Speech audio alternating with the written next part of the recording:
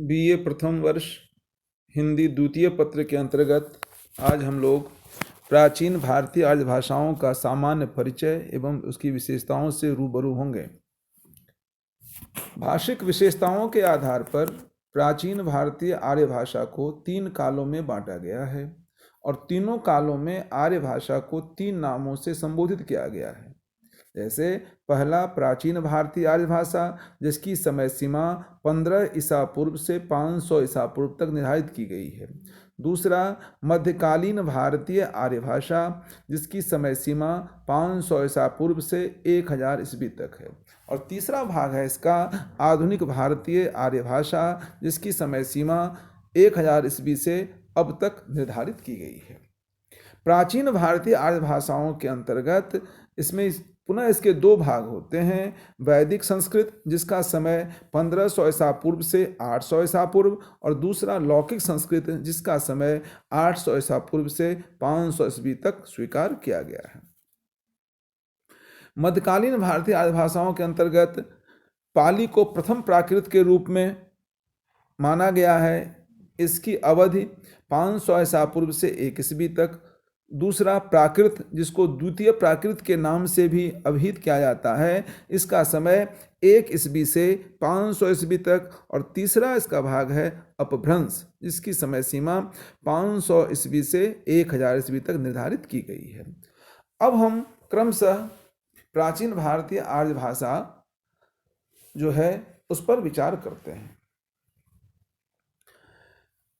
वैदिक संस्कृत, ये सारे जो 3 भाग में किए हैं हम, ये भारतीय आर्य भाषाओं का सम्मिलित रूप है।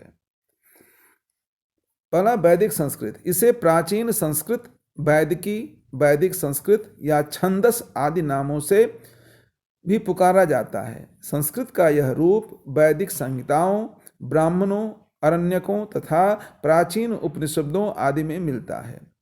वैदिक शब्द वेद से बना है, जिसका अर्थ है ज्ञान। वैदिक संस्कृत के निर्माता आर्य थे। वैदिक संस्कृत को 3 भागों में बांटा गया है। संहिता, जिसे हम वेद भी कहते हैं, ब्राह्मण ग्रंथ और उपनिषद। संहिता, संहिता अर्थात सम्यक, पूरा अर्थात पूर्ण ढंग से संग्रहित साहित्यिक अथवा आचार्य नियम संबंधी सामग्री। वैदिक साहित्य में संहिता की संख्या 4 है। ऋग्वेद, यजुर्वेद, सामवेद और अथर्ववेद। पुराणों को भी संहिता कहा जाता है। ऋग्वेद, महत्व की दृष्टि से प्रधान वेद ऋग्वेद है। ऋग का शाब्दिक अर्थ होता है स्तुति करना। ऋग्वेद में 10 मंडल, 1028 सूक्त और 10,580 ऋचाएं हैं। यह देवताओं की स्तुति के संबंध रखने वाला गीतात्मक काव्य है। दूसरा इसका है यजुर्वेद। इसमें यज्ञों के कर्म कांड में प्रयुक्त मंत्र गद्य एवं दोनों रूपों में संग्रहित हैं। सामवेद, इसमें वीणा के साथ गाए जाने वाले सूक्तों को गेय पदों के रूप में सजाया गया है। सामवेद में 75 मंत्र ही मौलिक हैं, शेष ऋग्वेद से लिए गए हैं। अथर्ववेद जनसाधारण में प्रचलित मंत्र, तंत्र, टोने, टोटके का संकलन तथा औषधियों का भी वर्णन इसके अंतर्गत ही है। दूसरा भाग इसका ब्राह्मण ग्रंथ। इसमें कर्म कांड की व्यवस्था की गई है। प्रत्येक संहिता ग्रंथ के अपने अलग अलग ब्राह्मण ग्रंथ होते हैं। उपनिषद, उपनिषदों की संख्या 108 बताई गई है, जिनमें 12 उपनिषद ही मुख्य हैं। ये उपनिषद हैं ईश, केन, कठ, प्रश्न, बृहद्यारण्यक, ऐतरेय, छांदोग्य, तैत्तिरीय, मुंडक, मांडुक्य, कौशितकी, श्वेता, श्वेतर उपनिषद आदि। अब हम वैदिक संस्कृत की विशेषताओं से रूबरू होते हैं। वैदिक संस्कृत श्लिष्ट योगात्मक है। वैदिक भाषा में प्रायः सभी शब्दों या पदों पर स्वराघात होता है। टर्नर के अनुसार वैदिक संस्कृत में संगीतात्मक एवं बलात्मक दोनों ही स्वराघात था। वैदिक भाषा में लिंग 3 थे, पुल्लिंग, स्त्रीलिंग एवं नपुंसक लिंग। वचन भी 3 थे, एकवचन, द्विवचन और बहुवचन। कारकों की संख्या 8 थी, कर्ता, कर्म, करण, संप्रदान, अपादान, अधिकरण, संबंध एवं संबोधन। विशेषणों के रूप भी संज्ञा की तरह ही चलते थे। वैदिक भाषा में धातुओं के रूप आत्मने तथा परस्मय दो पदों में चलते हैं। अब आत्मनो से अभिप्राय यही है जो धातु में लगने वाला एक प्रत्यय क्रिया का रूप जिसका फल अपने को मिलता है, और परस्मय पद क्रियाएं जो कर्ता के अनुसारी होती है। आत्मने पदी रूपों का प्रयोग केवल अपने लिए होता था और पर अस्मय पदी का दूसरों के लिए। वैदिक संस्कृत में क्रिया रूप तीनों वचनों में एक वचन, द्विवचन, बहुवचन और तीनों पुरुषों, उत्तम, मध्यम और अन्य पुरुषों में होते थे।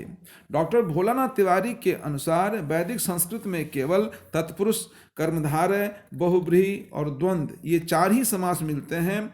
लौकिक संस्कृत में शेष 2 समास बाद में विकसित हुए।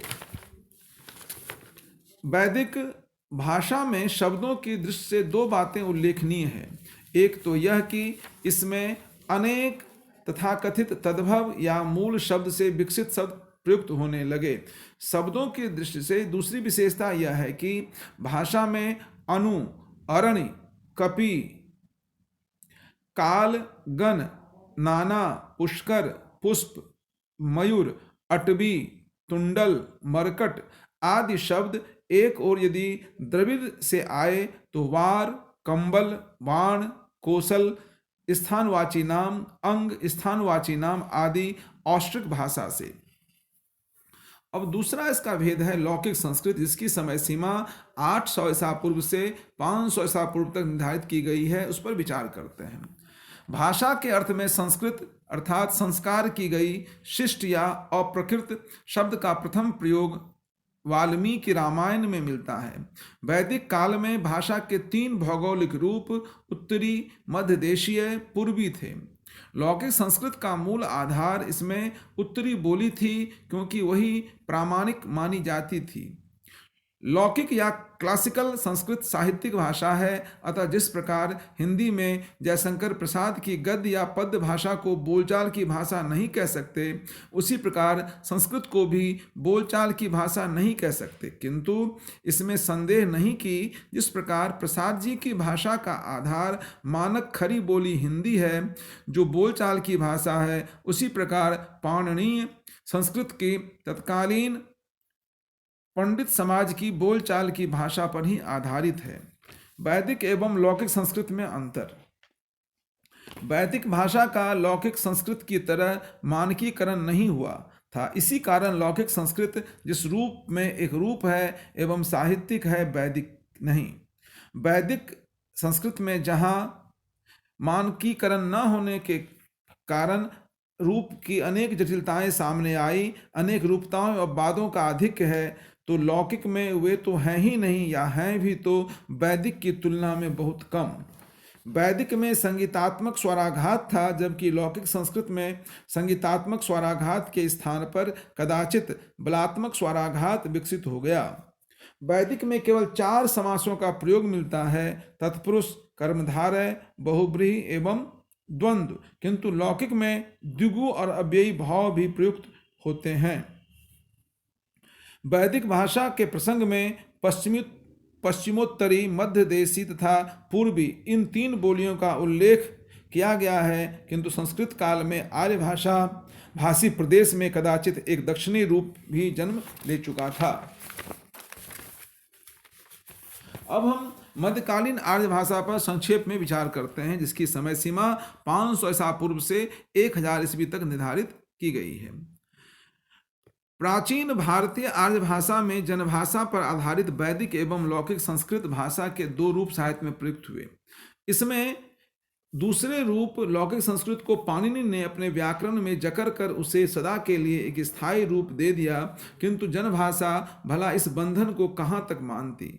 वह अबाध गति से परिवर्तित होती रही, बढ़ती रही। इस जनभाषा के मध्यकालीन रूप को ही मध्यकालीन आर्य भाषा की संज्ञा दी गई। इसका काल मुख्य रूप से 500 ईसा पूर्व से 1000 ईस्वी तक अर्थात 1500 वर्षों का है। मध्यकालीन आर्य भाषा को प्राकृत भी कहा गया। प्राकृत शब्द के संबंध में दो मत हैं। कुछ लोग इसकी व्युत्पत्ति प्राकृत अर्थात पहले से बनी हुई या पहले की हुई मानते हैं। दूसरे शब्दों में प्राकृत नैसर्गिक प्रकृति या अकृत्रिम भाषा है और इसके विपरीत संस्कृत कृत्रिम या संस्कार की हुई भाषा है। दूसरे लोग प्राकृत की उत्पत्ति और ढंग से करते हैं। कुछ मत इस प्रकार हैं। प्रकृति या मूल संस्कृत है, उससे जन्मी भाषा को प्राकृत कहते हैं, जैसा कि मार्कंडे का मानना है। लक्ष्मीधर का कहना है प्रकृत संस्कृत की विकृत प्राकृत है। हेमचंद प्रकृति या मूल संस्कृत, हेमचंद के अनुसार प्रकृत या मूल संस्कृत है और संस्कृत से जो आई है प्राकृत है। इन मतों के आधार पर हम देखते हैं कि दोनों मत एक दूसरे के विरोधी हैं। एक प्राकृत से संस्कृत का जन्म मानता है तो दूसरा संस्कृत से प्राकृत का जन्म। वस्तुतः अपने स्थान पर दोनों ही मत ठीक हैं। यदि हम उस जनभाषा को प्राकृत कहते हैं जिससे संस्कृत उत्पन्न है तो पहला मत ठीक है, अर्थात प्राकृत संस्कृत की जननी है। किंतु यदि हम संस्कृत कालीन जनभाषा को भी संस्कृत ही कहें जो मूलतः वही था, केवल संस्कृत साहित्य भाषा थी, तो वह जनभाषा तो दूसरा मत सही है, क्योंकि 500 ईसा पूर्व से 1000 ईस्वी तक बोली जाने वाली प्राकृत भाषा उसी का विकसित रूप है, अर्थात उसी से निकली है।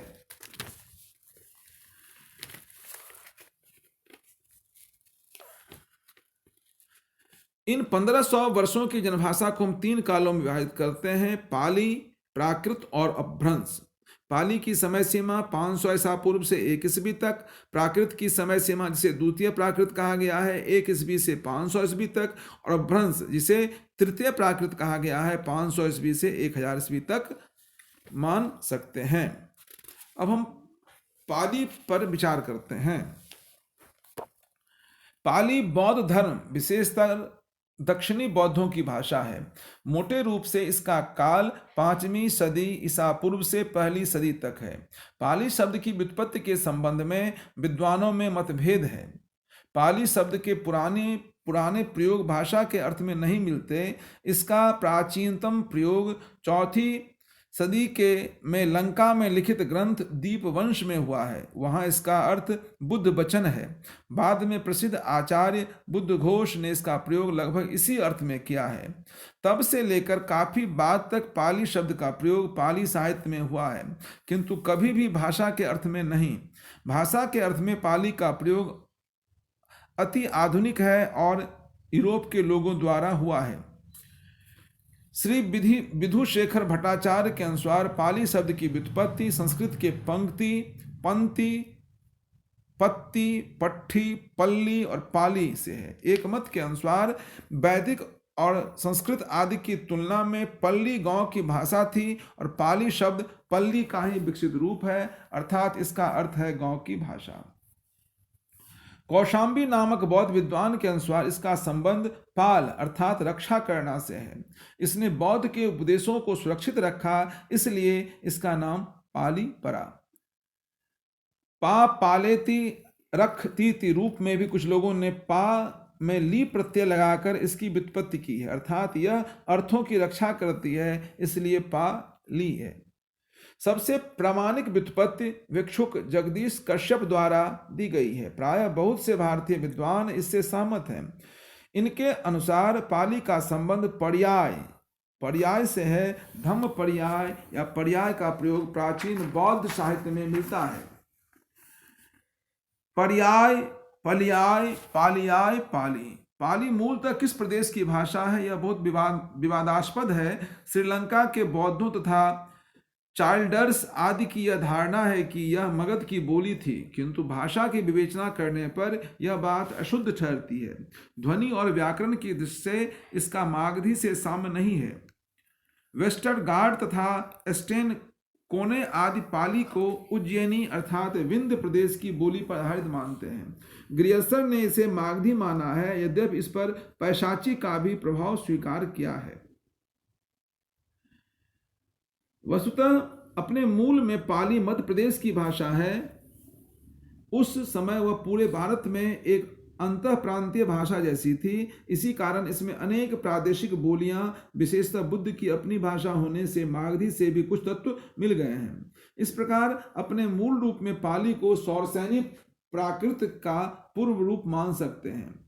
पाली भाषा के अध्ययन का मुख्य आधार त्रिपिटक, जिसे बुद्ध वचन, टीका, अट्ट कथा साहित्य, दीपवंश, महावंश, ऐतिहासिक साहित्य है। पाली साहित्य का संबंध वस्तुतः भगवान बुद्ध से है या कोश, छंदशास्त्र या तथा व्याकरण की भी कुछ पुस्तकें लिखी गई। परंपरागत रूप में पाली साहित्य को पिटक और अनुपिटक दो वर्गों में बांटते हैं, जिसमें जातक, जिसे ग्रंथ न कहकर ग्रंथ समूह कहना उचित है, धम्मपद, मिलिंद पन्हो, बुद्ध घोष की अट्टकथा तथा महावंश आदि प्रमुख हैं। पाली साहित्य का रचनाकाल 483 ईसा पूर्व से लेकर आधुनिक काल तक लगभग 2500 वर्षों तक फैला हुआ है। पाली के प्रसिद्ध वैयाकरण कच्चायन के अनुसार पाली में 41 ध्वनियां थीं। दूसरे प्रसिद्ध व्याकरण मोग्गलान के अनुसार 43 ध्वनियां थी। ध्वनि विषयक विशेषताएं कुछ इस प्रकार हैं। स्वरों में ह्रस्व ए, ओ दो नए स्वर विकसित हो गए। ड़ी, ली, लड़ी स्वर पूर्णतः समाप्त हो गए। ए और औ स्वर नहीं है। विसर्ग जिह्वा मूल्य उपध्यमाननीय भी नहीं रहे। अनुस्वार पाली में स्वतंत्र ध्वनि है, जिसे पाली व्याकरण ने निगृहीत नाम से अभिहित किया। वैदिक तथा संस्कृत, लौकिक संस्कृत में तालव्य श, मूर्धन्य श और दंत स 3 थे, किंतु पाली में तीनों के स्थान पर केवल दंत स का प्रयोग ही प्रचलित रह गया। पाली में स्वराघात की स्थिति विवादास्पद है। टर्नर के अनुसार पाली में वैदिकी की भांति ही संगीतात्मक एवं बलात्मक दोनों स्वराघात था। ग्रियर्सन पाली में केवल बलात्मक स्वराघात मानते हैं। डॉक्टर भोलानाथ तिवारी के अनुसार पाली में मुख्यतः बलात्मक स्वराघात ही था, यद्यपि संगीतात्मक के भी कुछ अवशेष रहने की संभावना है। इसमें पाली काल में आर्यभाषी भारत में वे ही 4 बोलियां थी जिनका उल्लेख लौकिक संस्कृत के प्रसंग में किया जा चुका है, पश्चिमोत्तरी, दक्षिणी, मध्यवर्ती तथा पूर्वी, किंतु संस्कृत काल की तुलना में उनके अंतर कुछ और उभर कर आ गए। पाली, जिसे प्रथम प्राकृत मानते के अंतर्गत पाली के अतिरिक्त अभिलेखी प्राकृत भी आते हैं। इसमें अधिकांश लेख शिला पर हैं, अतः इसकी संज्ञा शिलालेखी प्राकृत भी है। इसकी सामग्री हमें अशोकी अभिलेख और अशोकेतर अभिलेख में मिलती है। अशोकी अभिलेखों से 3री सदी ईसा पूर्व में एवं अशोकेतर अभिलेखों में ईसा पूर्व की अंतिम 3 सदियों में भाषा की स्थिति तथा स्वरूप का पता चलता है। साथ ही पता चलता है कि उस काल की मानक भाषा की कम से कम 4 बोलियां थीं, पश्चिमोत्तरी, दक्षिणी पश्चिमी, मध्यवर्ती तथा पूर्वी। अब हम द्वितीय प्राकृत, जिसे कि हम प्राकृत भी कहते हैं, उस पर विचार करते हैं, जिसकी समय सीमा 1 ईस्वी से 500 ईस्वी तक स्वीकार की गई है। प्राकृत शब्द की व्युत्पत्ति से पहले ही विचार किया जा चुका है। ऐसा अनुमान लगता है कि जनभाषा का संस्कार करके जब उसे संस्कृत संज्ञा से विभूषित किया गया तो वह जनभाषा जो उसकी तुलना में असंस्कृत थी और पंडितों में प्रचलित इस भाषा के विशुद्ध जो प्राकृत या सामान्य लोगों में बोली जाती थी, सहज ही प्राकृत नाम से की अधिकारिणी बन बैठी।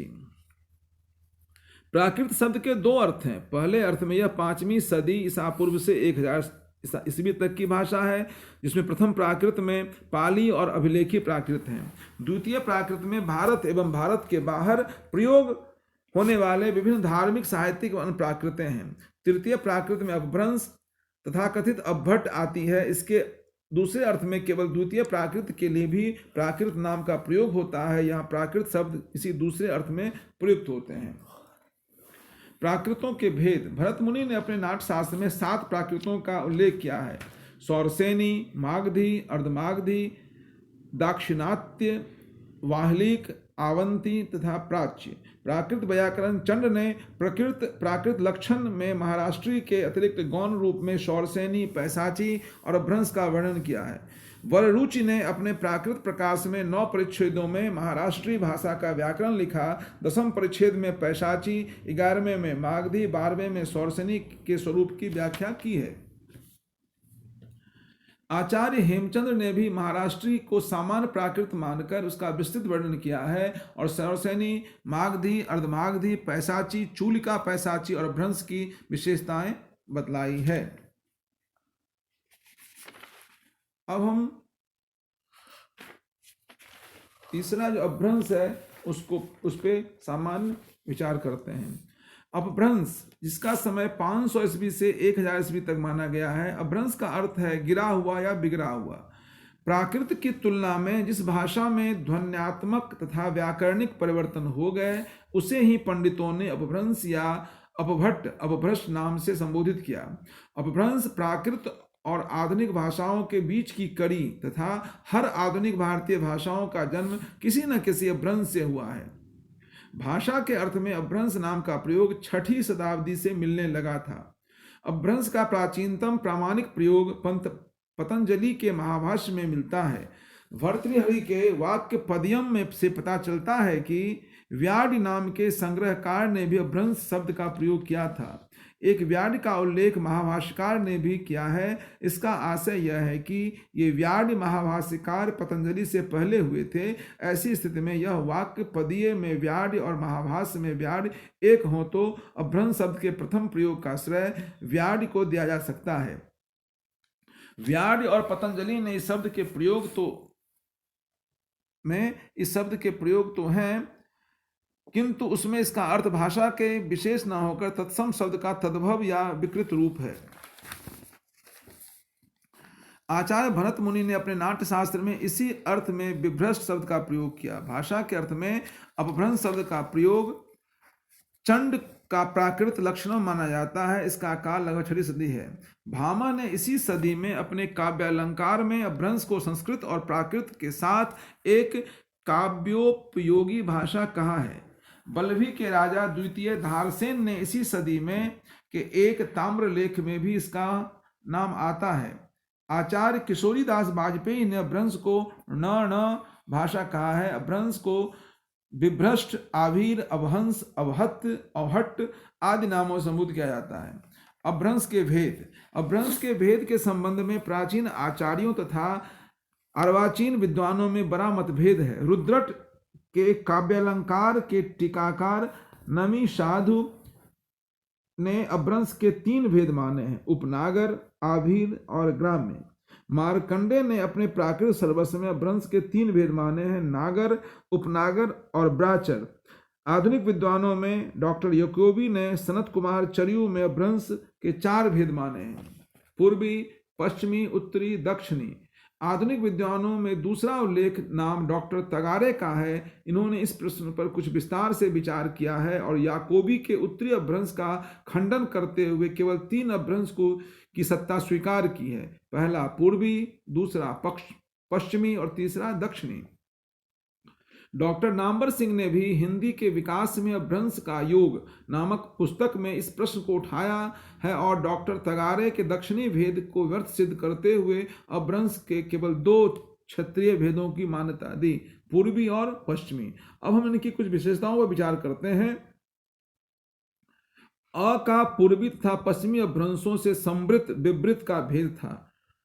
री का लिखने में प्रयोग था किंतु इसका उच्चारण री होता था। तालव्य श का प्रचार केवल मागधी, संभवतः पूर्वी मागधी में था। ल महाराष्ट्री में तो था ही, साथ ही उड़ीसा में बोली जाने वाली मागधी एवं गुजरात, राजस्थान, बांगरू पहाड़ी में बोली जाने वाली सौरसेनी में भी था। संगीतात्मक स्वराघात समाप्त हो चुका था और बलात्मक स्वराघात विकसित हो चुका था। अपभ्रंश एक उकार बहुला भाषा थी। ध्वनि परिवर्तन की दृष्टि से जो प्रवृत्तियां लोप, आगम, विपर्य, महाप्राण का ह आदि पाली में शुरू होकर प्राकृत में विकसित हुई थी, उन्हीं का यहाँ आकर और विकास हो गया। य का ज, म का ब, व का ब, अक्ष का क ख संयुक्त या च छ संयुक्त आदि रूपों में ध्वनि विकास की बहुत सी अन्य प्रवृत्तियां भी मिलती है। भाषा काफी वियोगात्मक हो गई थी, नपुंसक लिंग समाप्त हो गया था, रूपों की संख्या कम हो गई। उदाहरण के लिए संस्कृत में एक संज्ञा के कारक के रूप लगभग 20 होते थे, अब 5-6 ही रह गए। तत्सम शब्द धीरे धीरे कम हो गए। तद्भव शब्दों की संख्या अधिक थी। प्रयोग बाहुल्य की दृष्टि से देशज और ध्वन्यात्मक शब्द दूसरे स्थान पर थे।